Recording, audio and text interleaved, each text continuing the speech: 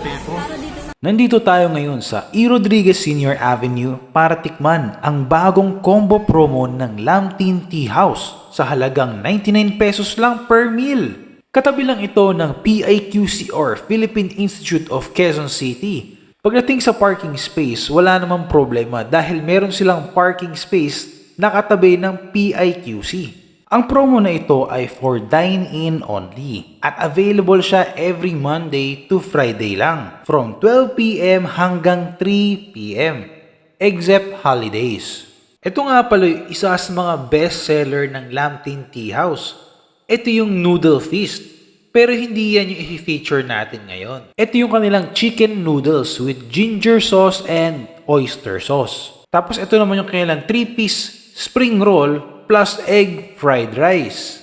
Ito yung kanilang mga nagsasarapang mga combo promo na 99 pesos per meal. Meron silang pork chop, spring roll, minced pork with eggplant, lechon kawali with bean curd sauce, chicken noodles with ginger and oyster sauce. Tapos meron pang kasamang soup per order. Ito yung kanilang minced pork with eggplant. Simple dish pero masarap. Meron konting spiciness, merong konting tamis, tapos yung sauce niya malapot. Yung ground pork niya medyo madami. Expect ko nga mas madami eggplant kasi nga 99 pesos lang to. Sarap ng sauce.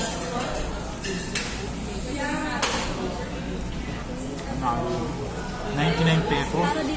Ito naman yung kanilang lechon kawali with bean curd sauce. Yung meat niya malambot. Maganda yung pagkakaluto. Sauce naman niya malapot din. Tapos malasa. Lasang-lasa mo yung oyster sauce na ginamit. Yung tofu niya, okay din ang pagkakaluto. Sakto lang yung pagkakaproportion ng meat and yung tofu. 3-piece spring roll with egg fried rice.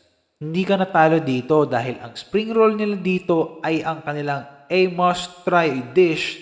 Tapos meron ka pang egg fried rice na isa din sa mga best seller nila dito sa Lam Tin Tea House. Yan talaga ang mga binabalik-balikan ng mga customers nila dito. Pork chop with egg fried rice.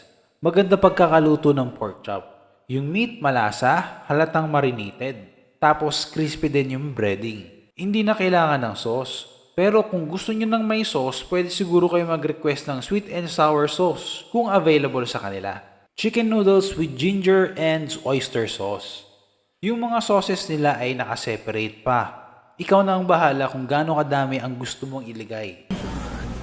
So, try natin ng walang sauce. Try natin yung kanilang noodles lang. Wala pang sauce.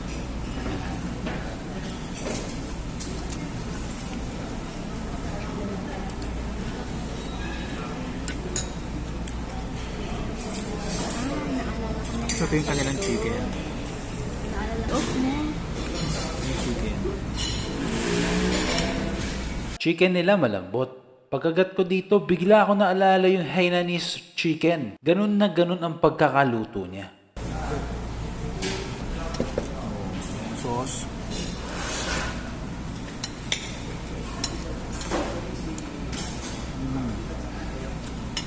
Mas sumarap siya ng may sauce. Eh, meron tayong tiga-alagay. Galit siya sa'yo kanda niya nilagay. Ayan. So, ito yung ginger sauce.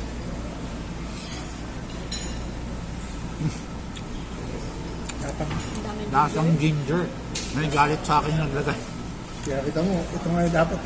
Buti niya pinabasag pa niya. Alam ko na eh.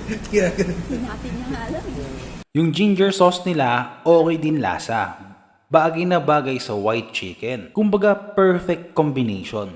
Overall experience ko dito sa Lam Tin ay sobrang panalo. Para sa isang Chinese restaurant, tapos naglabas sila ng combo promo na 99 pesos per meal, tapos hindi tinipid sa lasa. Sobrang panalo talaga. Ayun lang, bye!